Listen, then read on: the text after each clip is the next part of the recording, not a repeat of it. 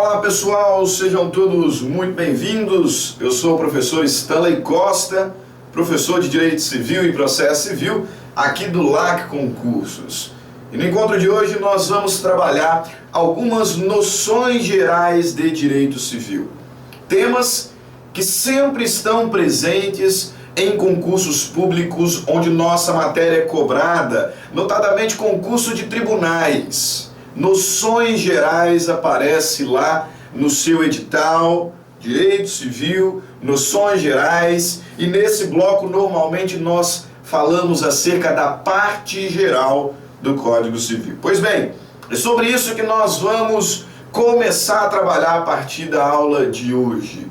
Temas importantes da parte geral do Código Civil, temas que são cobrados em concursos públicos de tribunais, concursos públicos de carreira jurídica em geral, técnico, analista e também, por que não, magistratura, Ministério Público, enfim, noções gerais de direito civil. Vamos lá, primeiro ponto da nossa matéria, nesse apanhado geral, temas essenciais para sua preparação. Pessoa natural. Inicinho do Código Civil, quando o legislador vai trabalhar o que para mim são os três pilares do direito civil: personalidade, capacidade de direito e capacidade de fato. O que significa cada uma dessas expressões? Qual é a definição de cada um desses institutos? O que se entende por personalidade? Qual é a diferença de capacidade de direito e capacidade de fato? Pega aí o seu material, abra o seu caderno, a sua legislação, o seu vademecum, para fazer as devidas anotações, os devidos destaques a partir de agora. Veja bem, o direito civil ele vai regular relações jurídicas. E nessas relações jurídicas encontraremos, em cada um dos seus polos, pessoas. Os sujeitos de direito são as pessoas que podem ser de duas órbitas: pessoas naturais e pessoas jurídicas. O sujeito de direito, ou seja, o ente suscetível de aquisição e de titularização de direitos e deveres na ordem civil. Regra geral são as pessoas. E as pessoas podem ser divididas em dois grupos: pessoas naturais e pessoas jurídicas. Vamos falar sobre as duas ao longo dos nossos encontros.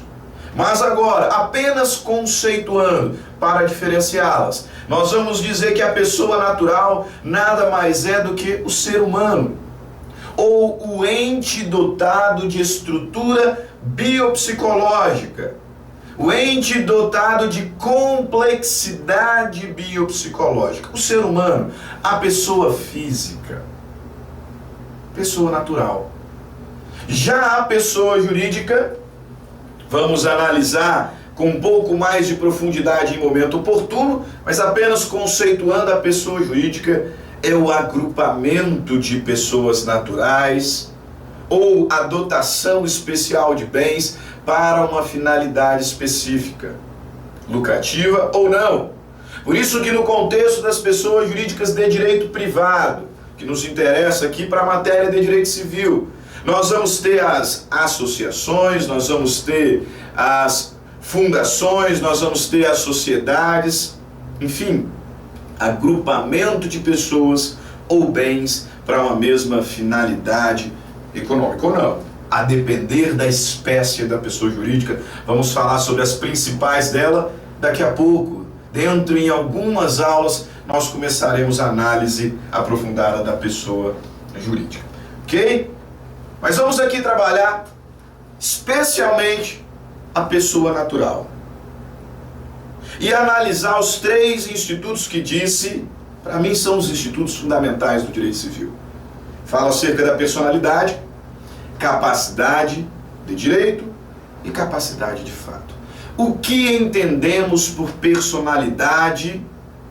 Um conceitozinho, uma palavrinha que normalmente aparece lá nos primeiros pontos do seu edital. O que é personalidade? Tome nota, personalidade é a aptidão genérica para ser titular de direitos e deveres na ordem civil. Personalidade é o atributo definidor da pessoa. É o atributo que garante à pessoa, pelo simples fato de ter personalidade, uma proteção mínima e existencial por parte do Estado. Eu dizia, personalidade é um atributo. É um atributo que define a pessoa. É um atributo que distingue a pessoa dos bens. Nos primeiros livros da parte geral do Código Civil, se você tiver uma curiosidade, assim, dá uma lidinha lá no índice. Nos primeiros livros da parte geral do Código Civil, o legislador ele regula acerca das pessoas naturais e jurídicas e dos bens. E percebam, o que diferencia pessoa de bem é exatamente a personalidade. Por isso, repito, a personalidade é o atributo que define a pessoa. É o atributo que distingue a pessoa dos bens. E exatamente por essa razão é que a gente completa o raciocínio aqui dizendo que a personalidade é o atributo que garante à pessoa, pelo simples fato de ser pessoa, uma proteção mínima e uma proteção existencial por parte do Estado. Que aqui no direito civil nós vamos chamar de direitos da personalidade, vamos analisar inclusive em aula própria dentro em breve. Direitos da personalidade. Conjunto de direitos que são garantidos à pessoa pelo simples fato de ter personalidade. A nossa Constituição Federal, artigo 1º, inciso 3, ao tratar sobre os fundamentos do Estado Democrático de Direito, ela coloca ali entre os fundamentos a proteção da dignidade da pessoa humana. A proteção da dignidade da pessoa humana. Toda pessoa, pelo simples fato de ser pessoa, pelo simples fato de ter personalidade, receberá uma proteção mínima e existencial por parte do Estado. A proteção da sua dignidade. Ok? Entendeu? Portanto, o que é personalidade? Aí na sua tela, personalidade, aptidão genérica para ser titular de direitos e deveres, atributo que define a pessoa. Toda pessoa é dotada de personalidade e é o atributo que garante à pessoa uma proteção mínima, uma proteção especial por parte do Estado. Perfeito, professor. Captei aqui o significado, a definição de personalidade. Mas e a capacidade? O que nós podemos entender por capacidade? A doutrina, ela vai dizer que a capacidade é a medida da personalidade. A doutrina vai nos dizer que a capacidade é a medida da personalidade. Só que o ponto mais importante, inquestionavelmente, é que você consiga entender que existem duas espécies de capacidade. Esse é um conceito doutrinário. Praticamente todo grande doutrinador no nosso país vai citá-lo. A capacidade é a medida da personalidade, mas você precisa guardar, apesar desse conceito, é que existem duas espécies de capacidade. A capacidade de direito e a capacidade de fato. O que significa capacidade de direito, professor? Capacidade de direito é a aptidão para ser sujeito de direitos e deveres. Capacidade de direito é a aptidão para adquirir direitos e deveres na ordem civil. A aptidão para ser sujeito de direitos e deveres na ordem civil. Esta espécie de capacidade toda pessoa tem. Todo aquele que é dotado de personalidade, portanto, todo aquele que é considerado pessoa, todo aquele que tem personalidade também tem capacidade de direito. Toda pessoa pode titularizar direitos e deveres na ordem civil. Artigo 1º do Código Civil vai dizer: toda pessoa, portanto, é capaz. Toda pessoa é capaz. Só que cuidado, capaz de direitos e deveres na ordem civil. Capacidade de direito, mais uma vez, é a aptidão para adquirir direitos e deveres na ordem civil. É a aptidão para ser sujeito de direitos e deveres na ordem civil. Aptidão esta que toda pessoa tem. Toda pessoa tem. Artigo 1º do nosso Código. E aí imagino que você deva ter percebido, né? Há uma proximidade evidente entre esses dois primeiros conceitos. Tanto que alguns doutrinadores, por exemplo, o mestre Orlando Gomes, vai dizer que essas expressões elas são correlatas. Alguns chegam a dizer que as duas expressões são sinônimas. Com a devida vênia eu não concordo. Professor, por que não? Se as expressões são tão próximas e se toda pessoa é capaz, por que eu não posso dizer que a personalidade e a capacidade de direito são expressões sinônimas? Pelo seguinte: apesar de toda pessoa ser capaz, toda pessoa, todo aquele que tem personalidade ser capaz, ter direito, ter capacidade de direito, a recíproca não é verdadeira. Existem algumas figuras, existem alguns sujeitos de direitos, portanto, institutos que possuem capacidade de direito, mas que não podem ser considerados pessoa, nem mesmo pessoa jurídica. Fala acerca dos entes despersonalizados. Veja o nome, ente despersonalizado. São entes despersonalizados o condomínio, a massa falida, a herança adjacente, a herança vacante, o espólio. Entes despersonalizados, portanto, entes que não são pessoas, não têm personalidade, mas eles podem titularizar alguns direitos e deveres na ordem civil inerentes à sua própria natureza. Por isso tem capacidade. Observaram? Toda pessoa é capaz. Todo aquele que tem personalidade tem também capacidade de direito, independentemente da idade, independente do que seja, né, de quem seja, melhor dizendo, do que tenha feito. Todo aquele que tem personalidade tem capacidade de direito. Só que nem todo aquele que tem capacidade é pessoa. A saber, entes despersonalizados. Espólio, herança adjacente, herança vacante, massa falida, condomínio. Por isso nós não podemos confundir as expressões, apesar da evidente proximidade. Afastando-se um pouco conceitualmente, vamos falar agora sobre o terceiro instituto, a capacidade de fato. A capacidade de fato é um pouco mais simples de compreender em comparação às outras duas, porque conceitualmente ela se afasta um pouco.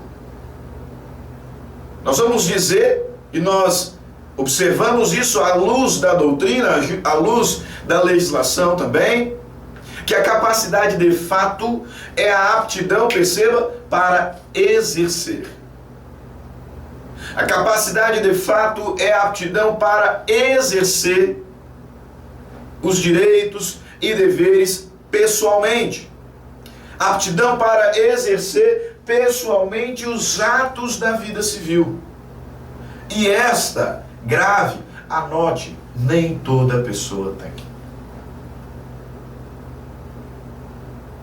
A capacidade de fato, eu dizia, é a aptidão para exercer pessoalmente os atos da vida civil.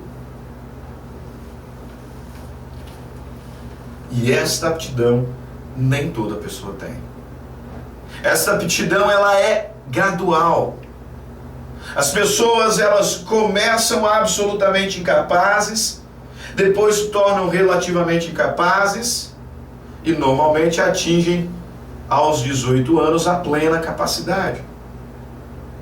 E aí sim, plenamente capaz, por quê? Porque tem tanto capacidade de direito quanto capacidade de fato. A capacidade de fato, mais uma e pela última vez, é a aptidão para exercer. Exercer pessoalmente os atos da vida civil. Esta aptidão nem toda pessoa tem. Ela é gradual. Ok? Por isso que eu coloco aí no seu material e aqui na tela, objetivamente, cada um dos significados. Personalidade jurídica ou personalidade civil é o que nos faz pessoas.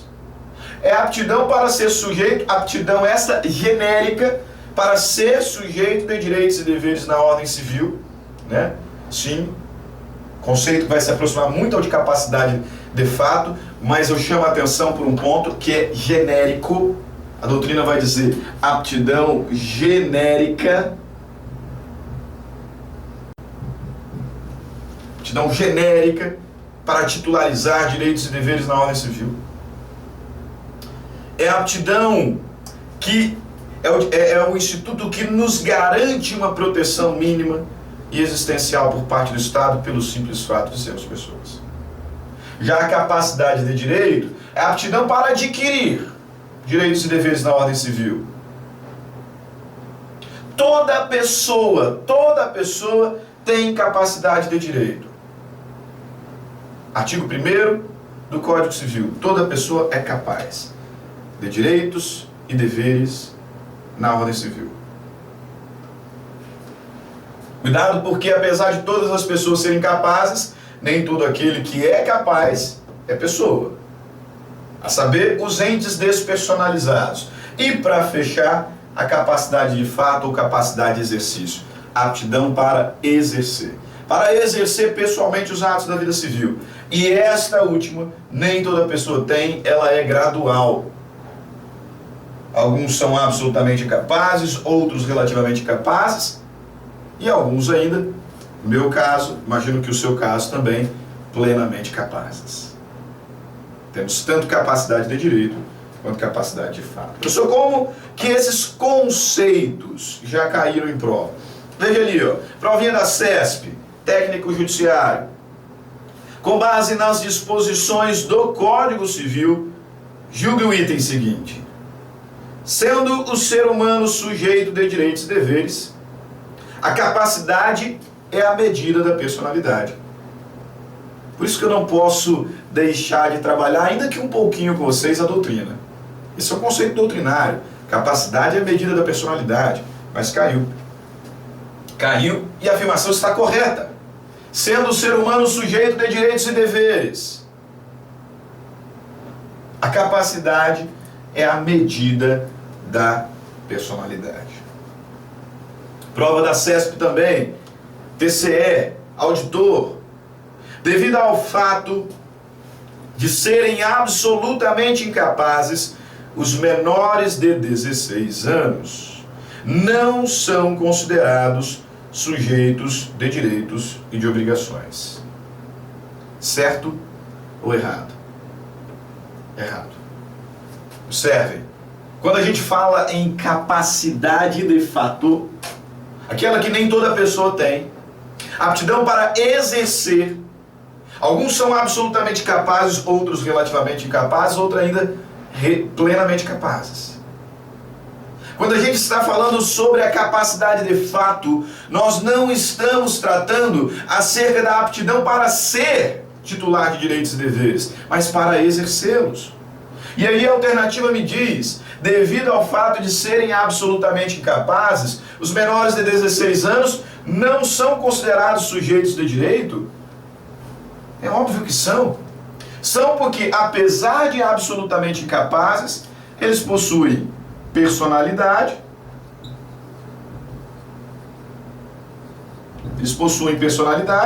e capacidade.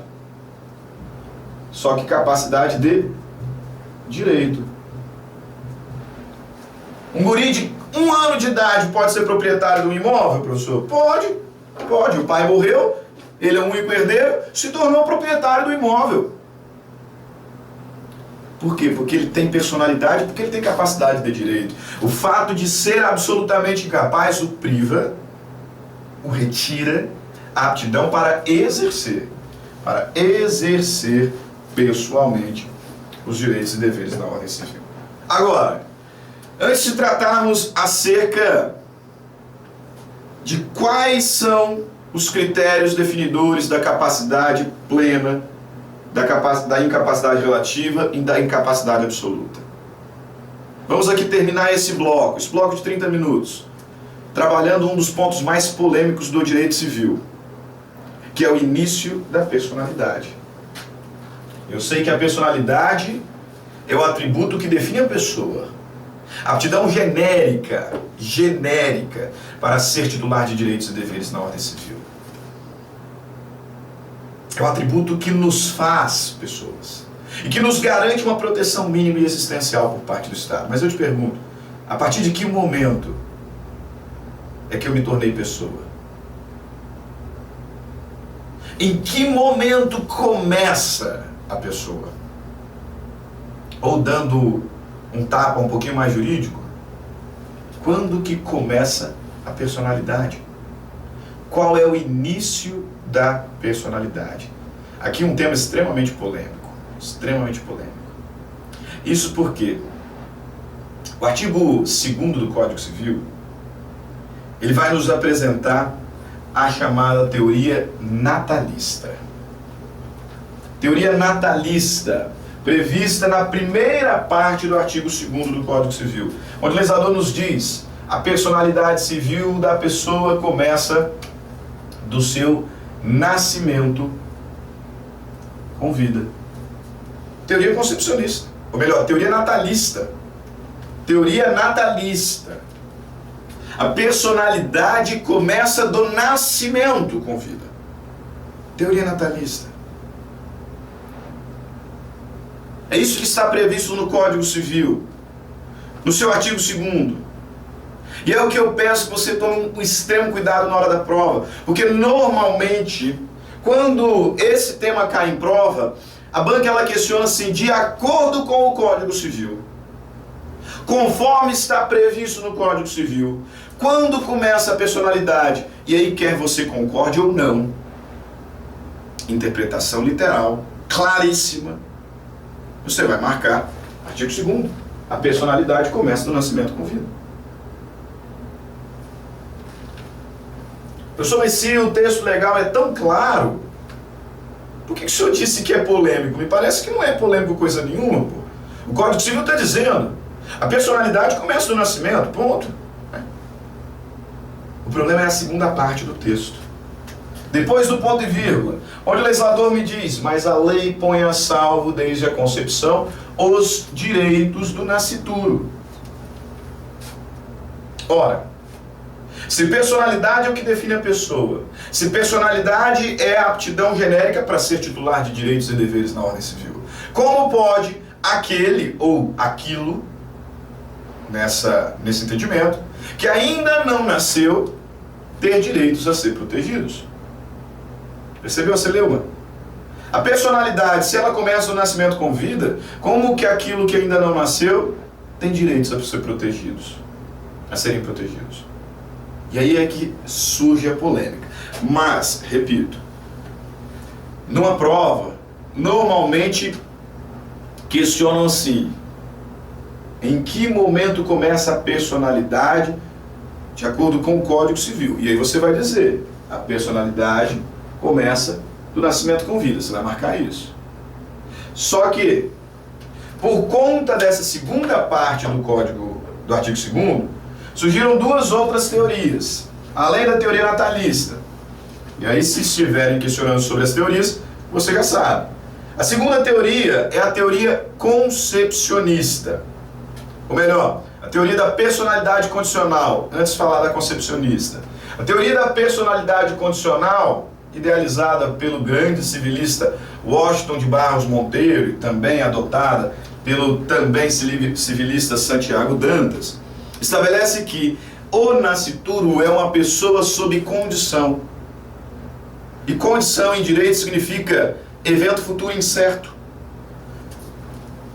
Os adeptos à teoria da personalidade condicional ou condicionalista vão dizer que o nascituro é uma pessoa sob condição. Porque a aquisição efetiva da personalidade está subordinada a um evento futuro incerto, qual seja o nascimento com vida.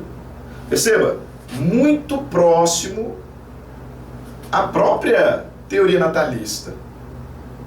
Os adeptos da teoria natalista vão dizer que a personalidade começa do nascimento, portanto o nascituro não é pessoa. Se ele não é pessoa, ele é coisa.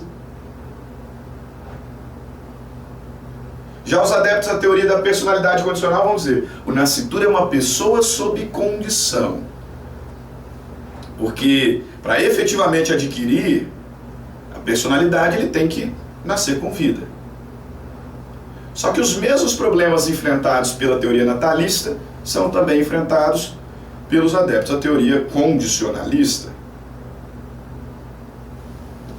Por isso que na doutrina e na jurisprudência tem prevalecido a terceira teoria, que é a teoria concepcionista, segundo a qual a personalidade começa da concepção. E, portanto, o nascituro é pessoa. Tem personalidade.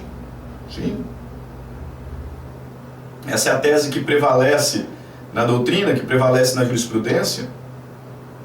E ela prevalece exatamente por conta da grande quantidade de direitos que o nascituro tem no nosso ordenamento jurídico.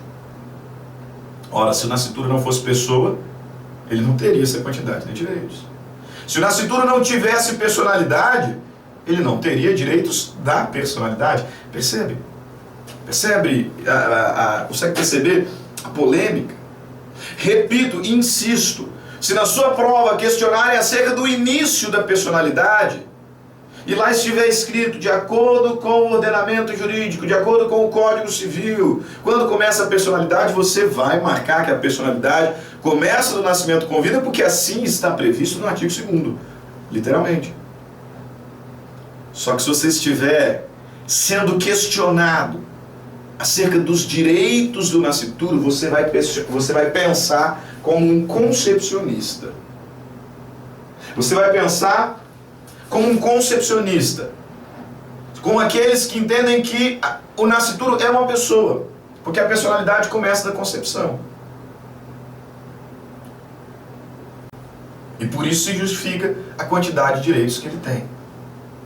O que é nascituro, professor? O nascituro é aquele que não nasceu ainda. O nascituro é o ente concebido, ainda não nascido, dotado de vida intrauterina e que no nosso país tem muitos direitos, alguns apenas. A gente está chegando ao final do nosso bloco. Alguns direitos apenas para você perceber a proteção jurídica do nascituro. Ele é titular de direitos da personalidade, tem direito à vida, tem direito à integridade física, tem direito à integridade moral. Ele tem direito à proteção pré-natal, de acordo com o disposto no ECA. Ele tem direito a alimentos gravídicos. O nascituro é considerado herdeiro legítimo, artigo 1798. Legitimam-se a suceder as pessoas nascidas ou concebidas à época da abertura da sucessão. O nascituro pode ser beneficiado por um testamento, pode ser beneficiado por uma doação. Se uma mulher grávida perde o seu bebê num acidente de trânsito, ela e o pai fazem jus à indenização do DPVAT, conforme informativo 459 da STJ. Por conta da morte do bebê. Agora, inquestionavelmente, o nascimento com vida é um momento muito importante para o direito. Porque mesmo os concepcionistas, mesmo aqueles que entendem que o nascituro é pessoa, ele é dotado de personalidade, portanto ele tem direitos, muitos direitos, como nós vimos, concordam que o nascituro não pode ser proprietário. Ele não pode ser dono de nada. Ele não pode ser credor de ninguém. Ele não pode ser devedor de ninguém. Vão dizer que a personalidade formal, que está relacionada a direitos existenciais, ela começa da concepção. Mas a personalidade material, A personalidade relacionada a direitos patrimoniais. O que possibilita ser credor, devedor, proprietário, esta começa do nascimento com vida. E qual é o momento do nascimento com vida? O momento em que o bebê dá a primeira respirada. O que marca o nascimento com vida é a atividade cardiorrespiratória, como define o artigo 29, inciso 6 da Resolução 1 do Conselho Nacional de Saúde. Respirou, nasceu vivo. Ainda que por poucos minutos, respirou, nasceu vivo. A gente costuma falar sobre um exame clínico chamado docimasia hidrostática de Galeno. Docimasia hidrostática de Galeno. A mãe foi levada às pressas para o hospital, teve ali o parto e o bebê morreu. Eu preciso saber se ele nasceu vivo ou não. E aí é que surge então esse exame clínico, a docimasia hidrostática de Galeno. Coloca-se lá o pulmão num balde de água e se ele boiar, significa que ele inflou. E o bebê, portanto, respirou. Se respirou, nasceu vivo. Agora, se o pulmão não boiar, então não entrou ar no pulmão. O bebê não respirou, nasceu morto. O que marca o início da vida extrauterina, o que determina o nascimento com vida, é a respiração. Não é necessário um prazo mínimo.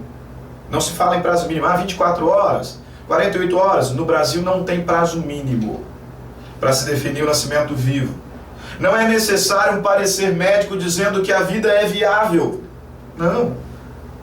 Não é sequer necessário o corte do cordão umbilical, o desprendimento da placenta.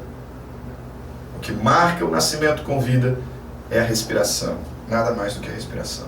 Não é necessário nada além da simples respiração para que se dê o nascimento com vida. Perfeito? Falamos sobre o conceito de personalidade, o conceito de capacidade de direito e o conceito de capacidade de fato.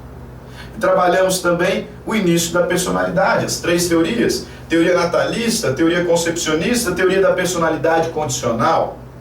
O Código Civil, artigo 2º, expressamente adota a teoria natalista.